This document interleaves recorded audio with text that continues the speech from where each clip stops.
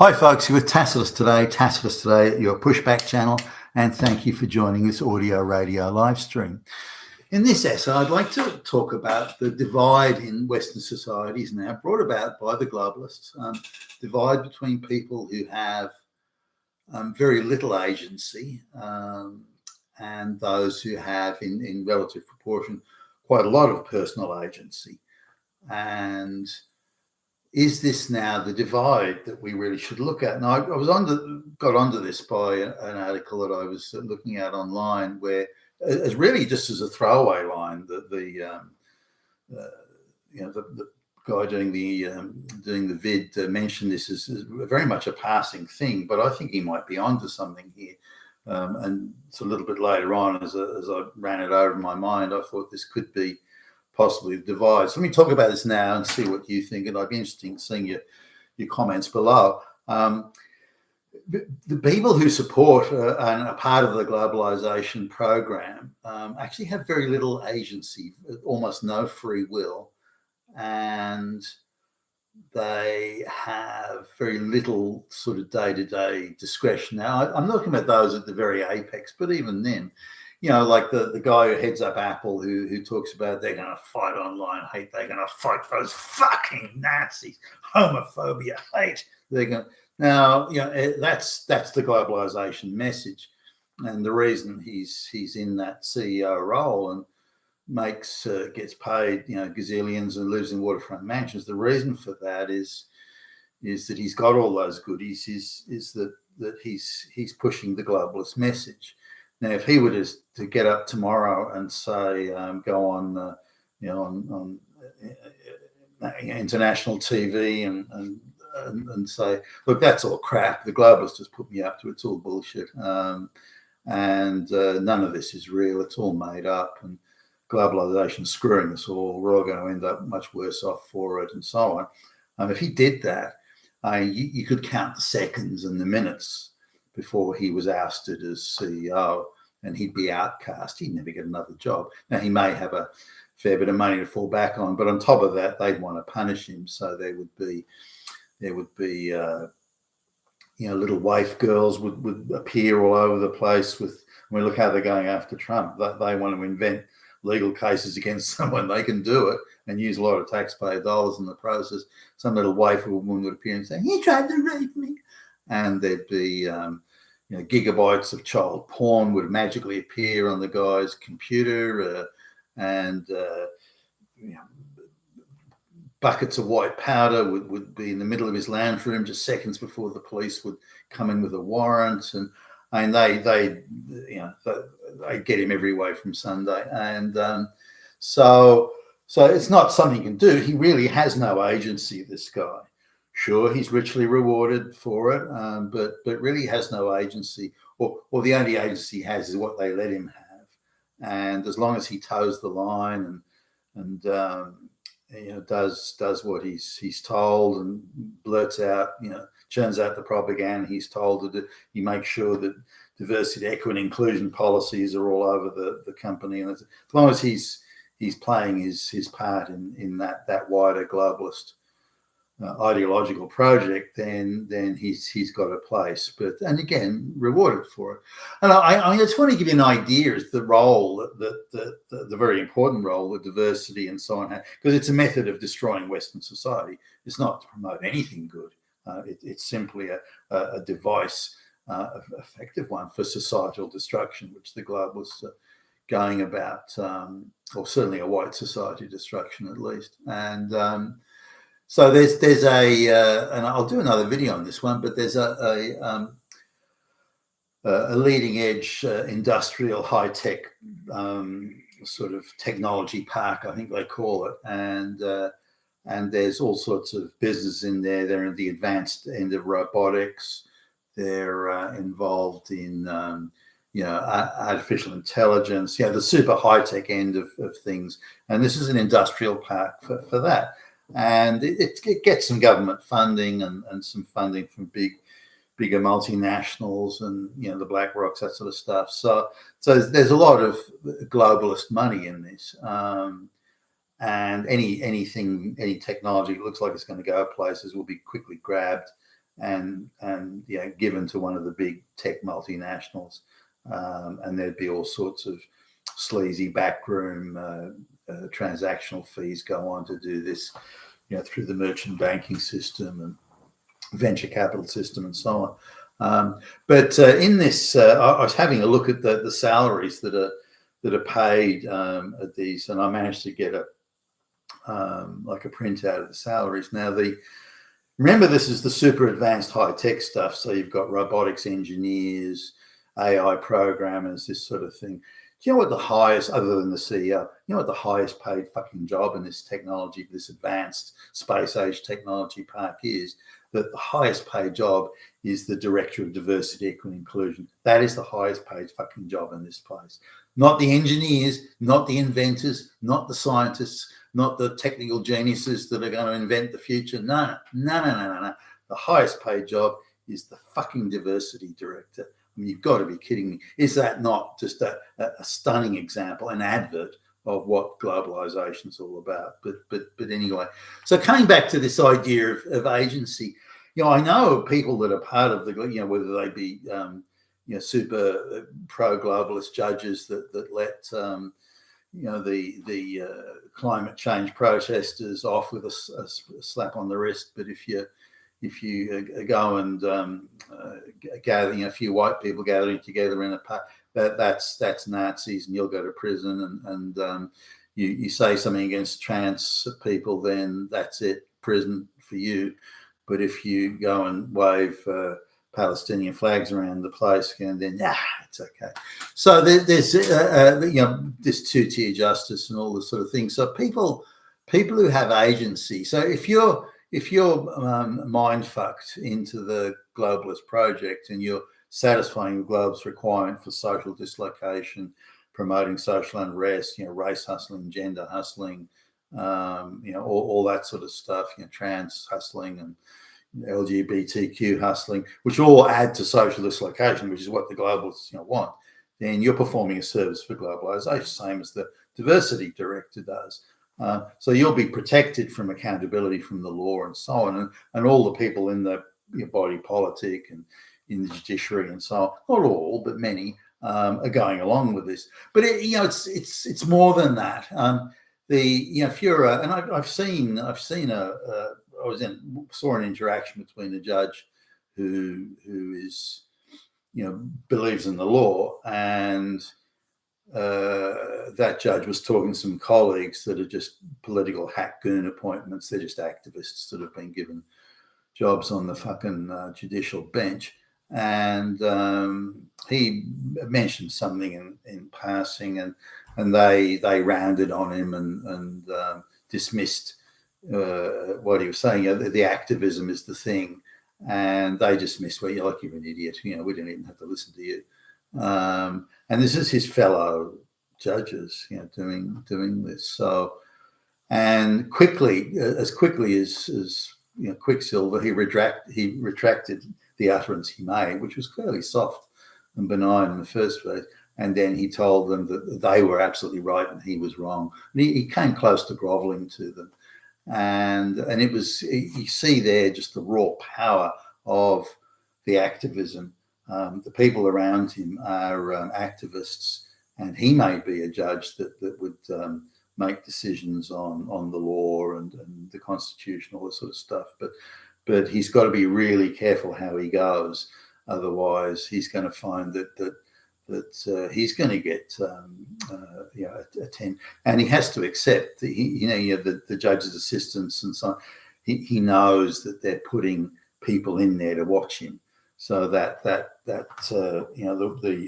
he's got to accept an imposed radical feminist lesbian activist is going to be one of the people working in his immediate office, part of his admin staff.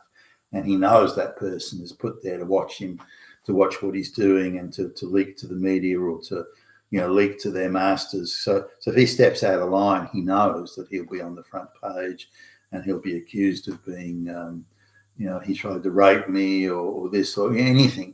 He tried to sodomize me. They'll get him, and he knows that. and he knows that he's got to tread carefully. Now, there's a politician who's hasn't retired from politics some years ago, and he's one who believes, or at least he says it, and I believe him. He's opposed to mass migration, does all sorts of damage. He's opposed to the political sort of hyped up propaganda they push in the schools, the two-tier policing. He's got a real problem with the Green New Deal. He's got a real problem with pretty much the entire globalist program. But I asked him directly. So, well, look, you were a member, you're an elected member, you're a lawmaker in the parliament. Why didn't you do something about it? If that's what you believe, why didn't you do something? And he was quite sort of frank, and he said, look, the majority, the party machine controls who gets into parliament. The party machine is completely controlled by the globalists, completely controlled, and they install pro-globalist people. I mean, a few might sort of come in the electoral districts that they kind of don't care about, but especially some of the outer suburban or rural ones that are in a minority, and so they kind of don't treat them as that important. So they may make a half-hearted effort to get a globalist candidate in there, but if they don't get what they want, they kind of don't care because there's not many of them. So who gives a shit? He was one of the ones who got in, and but he pointed out how why would he go against the grain? There's nothing in it for him. Firstly, he points out they just don't have the numbers.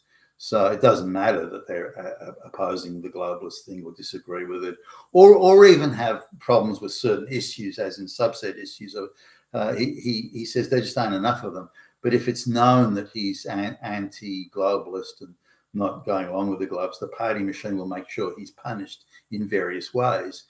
For example, say a parliamentarian's salary is it's like 170, 180,000 a year, something like that.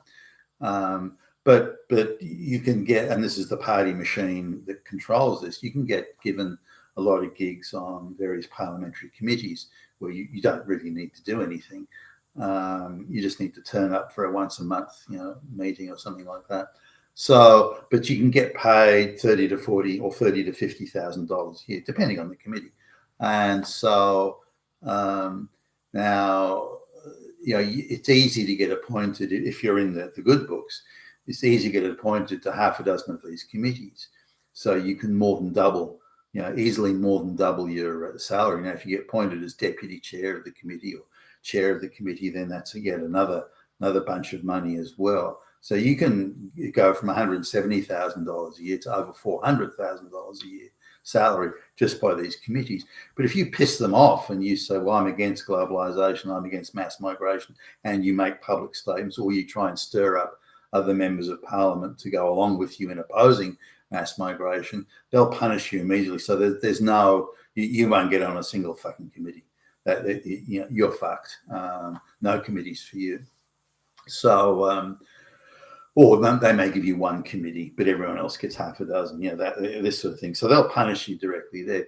The other thing that the party machinery controls is how many overseas trips you get. Now, every time Parliament is in recess, it's a scam that politicians have these lavish overseas junkets on the taxpayer expense. And we're not talking, 2-star trailer parks or something here. We're talking 5-6-star accommodation, business first class travel. We're talking the whole 9 yards, champagne and lobster. We're talking everything, apart from being wined and dined by various,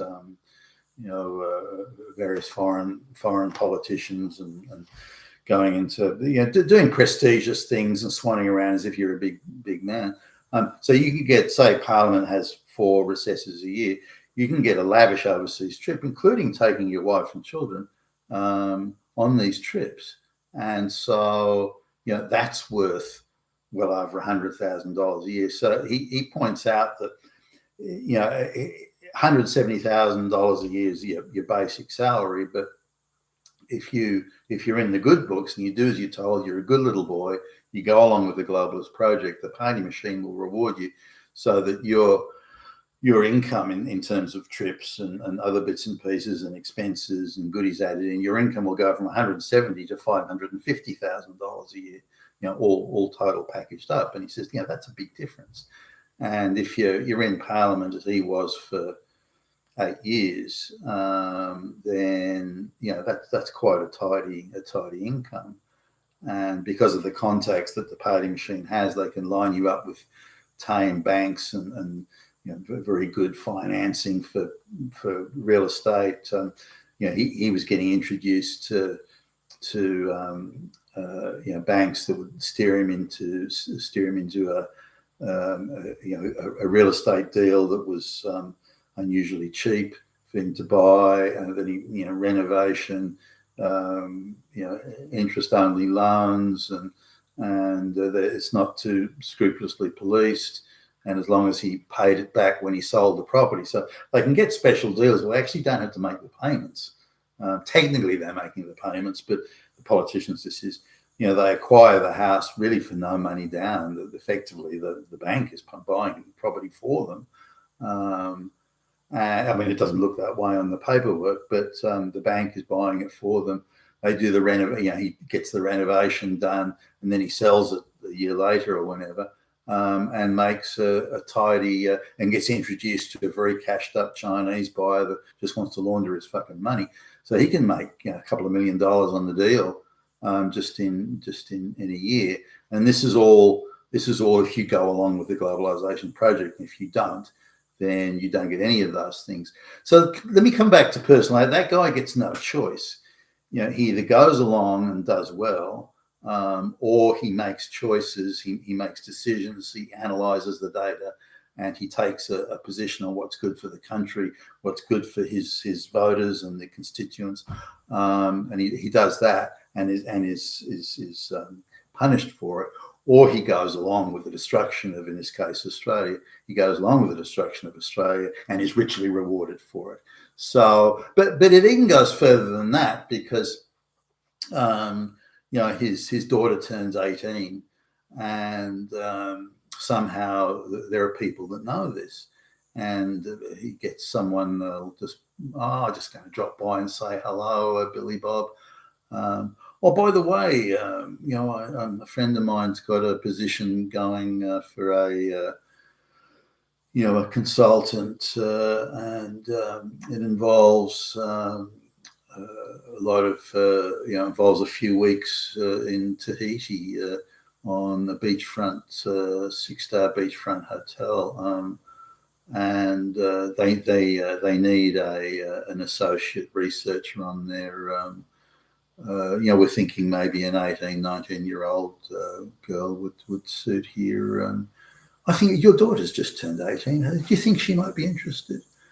And you get those sorts of things. Or his son's just finished college doing economics, and somebody from a major financial institution will just drop by for a quick chat, just for a cup of coffee, that. And your son. We've got a job as a trainee stockbroker or a cadet. Would your son like that? I've got the name of the HR person here. If your son would like to, we can arrange and so on. So not only is the guy he's on committees and getting lavish overseas holidays, but his kids are walking straight into very well-paying, cozy jobs that pay well above what ordinary mortals get. So there's a whole array of benefits by going along with it, and none of those benefits are available. The opposite would be the case. Again, he's going to get the woman will appear saying he tried to rape me. So there's a lot of incentive to go along. So in terms of agency, the globalists can control all those sort of people. And they have no agency. They can't make decisions. Even a judge can't make a decision based on the evidence. A politician can't make a decision based on the needs of the country or their voters. Business people at the head of business can't make decisions on what's best for the business. They have to go along with things that sensible, reasonable people just plain wouldn't do. But in return, they get richly rewarded. So these people have no agency. So on one side, you've got the globalist cabal, where the people, its followers, its supporters, have no agency. They've either been completely duped or completely bribed. It doesn't really matter. Or you get people who have agency, and these are now the enemy. Increasingly, self-employed people or people who are, say, in small competitive businesses, and who, if you like, exist outside of the globalist system. They're not receiving globalist patronage, I guess would be a way of looking at it. These are people that do make decisions. They are, doing videos like I'm doing now. They do go online and seek alternative news. They do critically analyse and examine the information they receive. They are pissed off when the media gives them lies upon lies upon lies. That they're pissed off when about the two-tier policing. They're pissed off that we no longer have representative democracy. These sorts of things. So these are people with agency and critical analysis, and they make decisions. It could be the guy who owns his, I don't know, the guy down the road. He owns a motor mechanics business, and he's someone who has agency. He's not relying on any government handouts. He's not relying on any government programs. He's not, he's competing there in the marketplace, attracting customers and so on. Now, is this the divide that we're now looking at? Is anybody left that has free will and agency and is prepared to exercise it, as I'm doing now? Are they the ones? Have the globalists determined? Well, the globalists say, well, here is now the enemy. That is the enemy. And hey, guess what? The majority of these people are white and male. They're the enemy. So we have to demonize them. We have to all call them Nazis. And this idea of those who have agency or have lost it because of patronage and bribery, and those who do have agency and are exercising it because they're not on the patronage seat, is this now the divide that we're looking at?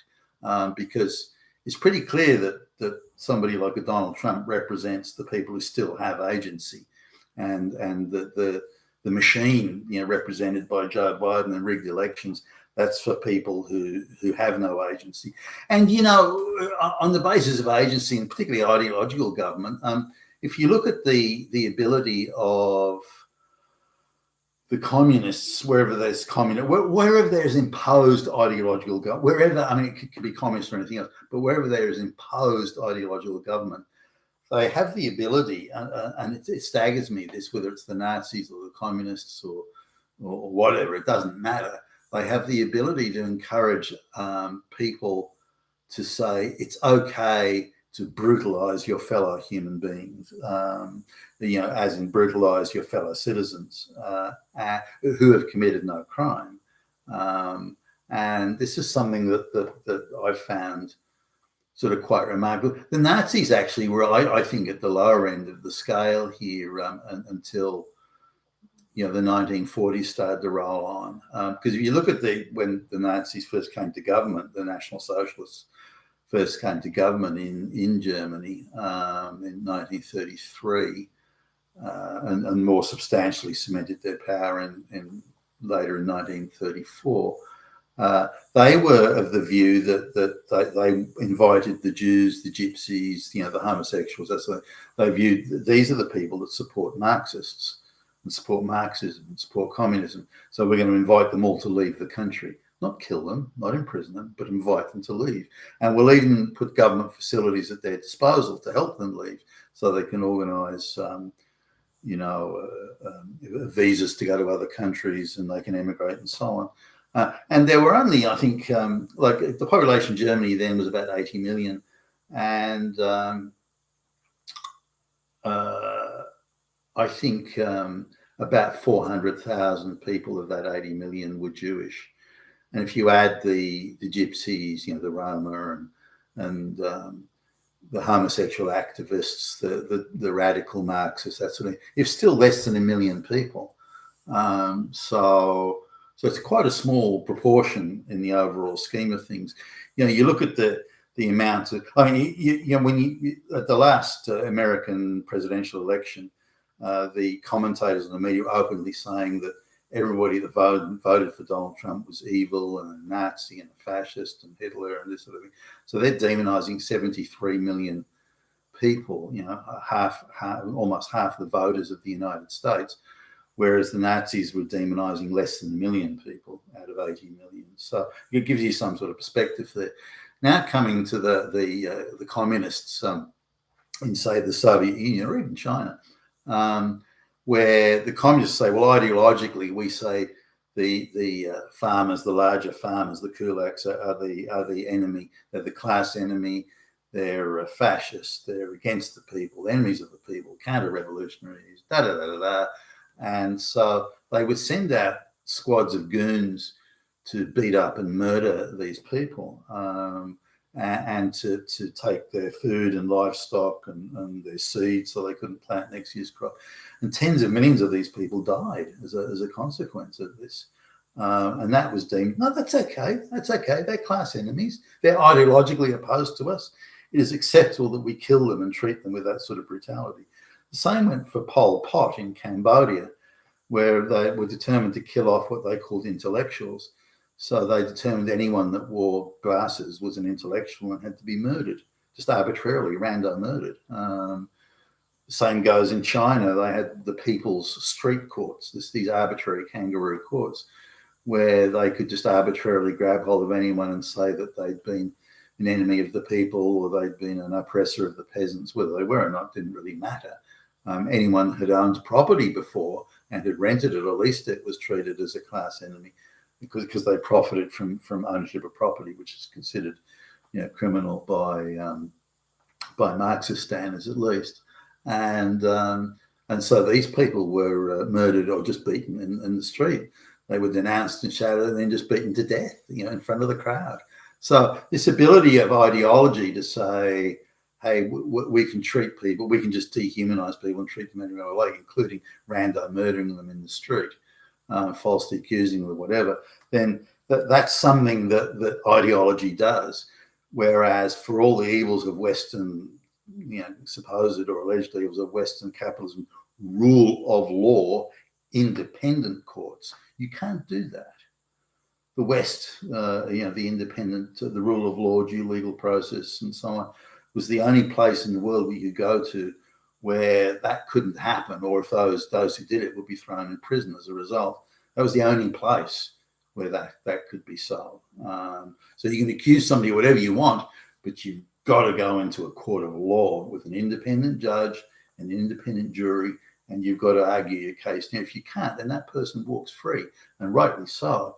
So this idea of ideology, which is what the globalists are imposing, is going to destroy us all.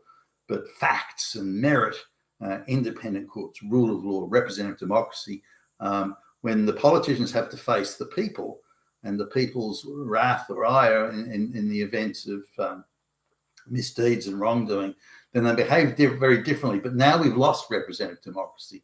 The party machines controlled by the globalists are running the show.